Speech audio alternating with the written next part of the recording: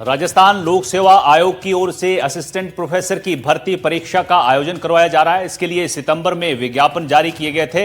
इसके बाद 7 सितंबर से इसकी परीक्षाएं करवाई जाएंगी, लेकिन वही अभ्यर्थियों का आरोप है कि आयोग ने परीक्षा के लिए कोई भी सिलेबस जारी नहीं किया। वहीं जल्दबाजी में इस परीक्षा को करवाया जा रहा है। इसको लेकर अभ्यर्थी भारतीय जनता पार्टी की कार्यालय पहुंचे और जनसुनवाई में मंत्रियों से इसके लिए मुलाकात करने की कोशिश भी की। आरपीएससी की ओर से असिस्टेंट प्रोफेसर भर्ती परीक्षा का आयोजन करवाया जा रहा है। इस परीक्षा की तिथि 7 दिसंबर तय की गई है। इससे पहले सितंबर माह में ही भर्ती का विज्ञापन जारी किया गया था। इसके बाद लगभग 3 महीने बाद ही इस भर्ती परीक्षा को आयोजित करवाया जा रहा है। अभ्यर्थियों की ये मांग है और नाराजगी है कि विस्तृत पाठ्यक्रम जो है, जितने भी विषय उनके लिए जारी नहीं किया गया। इसके बाद इस जल्दबाजी में ये जो पूरा भर्ती प्रक्रिया है इसको करवाया जा रहा है। आज भारतीय जनता पार्टी के कार्यालय पर अभ्यर्थी पहुंचे, उन्होंने मंत्रियों से और पदाधिकारियों से मिलने का भी प्रयास किया। कुछ अभ्यर्थी मौजूद है। क्या नाम है आपका? मेरा नाम श्रीकांत सोनी है, मैं जयपुर से। श्रीकांत, ये बताइए कि क्या आप लोगों की मांग है, किस तरीके से आप लोगों को लग रहा है कि इसमें जल्दबाजी की जा रही है? क्या सिलेबस जारी किया जाना चाहिए, नहीं किया गया है? देखिए, ये विज्ञापन 18 सितंबर को आरपीएससी ने जारी किया था और विज्ञापन की शर्तों में उन्होंने क्लियर लिखा था कि वो विस्तृत सिलेबस जल्दी ही जारी करेंगे, लेकिन उन्होंने एग्ज़ाम डेट जारी कर दी और वो एग्ज़ाम सेंटर वगैरह जारी कर रहे हैं। उन्होंने अभी तक सिलेबस जारी नहीं किया। इस विषय में हमने हाई कोर्ट में याचिका भी लगाई, जिसकी पहली सुनवाई 26 तारीख को हुई। माननीय हाई कोर्ट ने फटकार भी लगाई आरपीएससी को और अगली सुनवाई कल 2 तारीख को है। लेकिन उससे पहले ही आरपीएससी इन सारी कार्रवाइयों में लगी हुई है, जिससे कि वो अपना पक्ष मजबूत कर सके कि हमने सब तैयारियां कर ली है और हम कैंसिल नहीं कर सकते। क्या आपने आरपीएससी में किसी से बात करने की कोशिश की? कोई वहाँ पर विज्ञापन दिया है? सर, हमने आरपीएससी में, कॉलेज आयुक्तालय में, सीएम, डिप्टी सीएम, हर जगह इनको लेटर भेजे हैं, लेकिन कहीं से कोई रिप्लाई नहीं आया। अच्छा, ये बताइए आप किस विषय की छात्रा हैं और आपने नेट कब किया था? जो यूजीसी नेट का सिलेबस होता है और ये जो सिलेबस है, इसमें क्या डिफरेंस आप लोगों को लगता है कि उसी का जैसा सिलेबस होगा या अलग होना चाहिए? नहीं, बिल्कुल अलग डिफरेंस होता है उसमें जीके का पेपर होता है राजस्थान का पूरा, और उसमें जो होता है वो जनरल पेपर होता है, जो फर्स्ट पेपर जो इसमें थर्ड पेपर जीके का होता है और उसमें नेट में जो होता है उसमें जनरल पेपर सबका एक जैसा होता है, तो उसमें जीके से कोई मतलब नहीं है। लेकिन इसमें ये होता है कि यूजीसी भी ये कहता है कि 6 महीने का आपको टाइम देना चाहिए असिस्टेंट प्रोफेसर को, लेकिन इन्होंने हमें सिर्फ 1.5 महीने का समय दिया है पुराने और नए अभ्यर्थियों को। जब पूरी पुरानी भर्ती रद्द करके नया नोटिफिकेशन 18/9 को जारी किया है। जैसे कि सपोज कीजिए कि हिंदी विषय का अगर पेपर है, तो उसका नेट का सिलेबस और इसका सिलेबस में क्या डिफरेंस रहता है? ज़्यादा कुछ डिफरेंस नहीं रहता सब्जेक्ट में तो, पर इसका अगर देखा जाए यूजीसी नेट के कंपैरिजन में तो इसका थोड़ा ज़्यादा टफ होता है, ज़्यादा डीपली पूछा जाता है उसमें चीज़ें।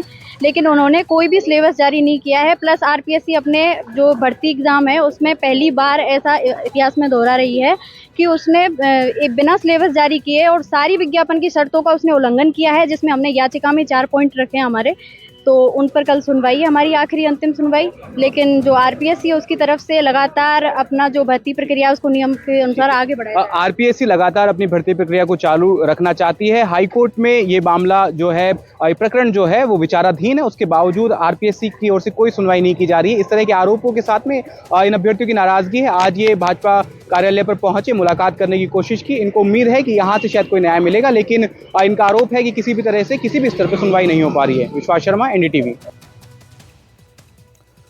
करौली में स्वच्छ भारत मिशन के तहत शहरों को स्वच्छ बनाने के लिए करोड़ों रुपए खर्च किए जा रहे हैं, लेकिन यहां भी हाल समान है।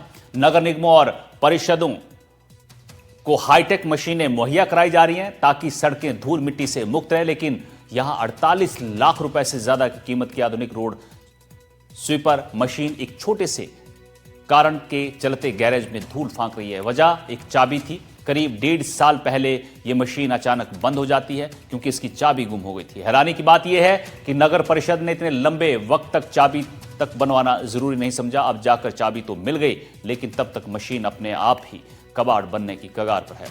वहीं चलाने वाला भी कोई ड्राइवर उपलब्ध नहीं है।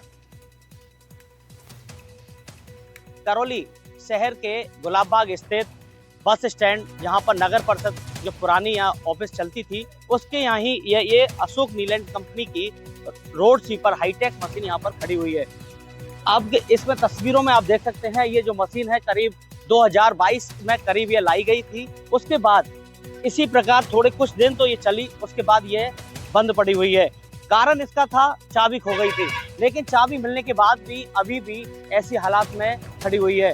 धूल फांक रही है जो मशीन, जो रोड को साफ सफाई और स्वच्छ रखती थी, आज वह मशीन एक लापरवाही कहें चाहे कुछ भी कह सकते हैं, इसके कारण यह मशीन आज धूल फांकने को मजबूर है।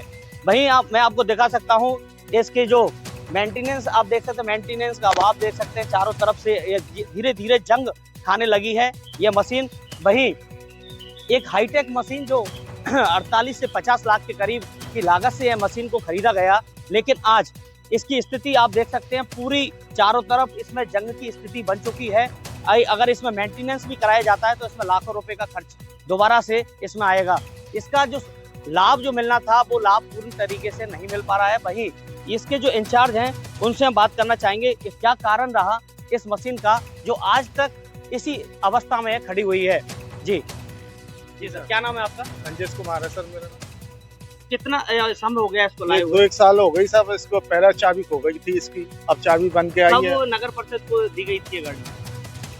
ये साहब नरसिंह जी की टाइम में ही आ गई। 2022 की करीब। तो उसके बाद क्या कमी रही? नहीं। कितने दिन चली थी ये रोड पर? साल एक बार तो चली सर। एक साल। हाँ, उसके बाद क्या कारण रहा ये? चाबी खो गई था सर। चाबी खो गई थी। फिर चाबी अब मिल चुकी है, हाँ। चाबी मिलने के बाद भी क्या अब बनवाएंगे साहब ऑफिस वाले ने वो चाबी से। ऑफिस वालों ने जी, चाबी बनवाई हाँ, है। जी। तो फिर भी अभी भी ये खड़ी हुई है, और जंग इसमें लगी हुई है। ड्राइवर की व्यवस्था नहीं हो रही है सर। ड्राइवर वो ऑफिस वाले ही तो करेंगे। यह इस मशीन को करीब 1 से 1.5 वर्ष के करीब इसको खड़े हुए यहाँ हो चुका है। और लेकिन इसमें जब बात की गई संबंधित विभाग से, तो संबंधित विभाग का इसमें कहना है कि इस मशीन के लिए ड्राइवर तक उपलब्ध नहीं है। अगर ड्राइवर होगा तभी ठीक हो पाएगी, जब भी ये रास्ते में दोबारा से साफ सफाई कर पाएगी।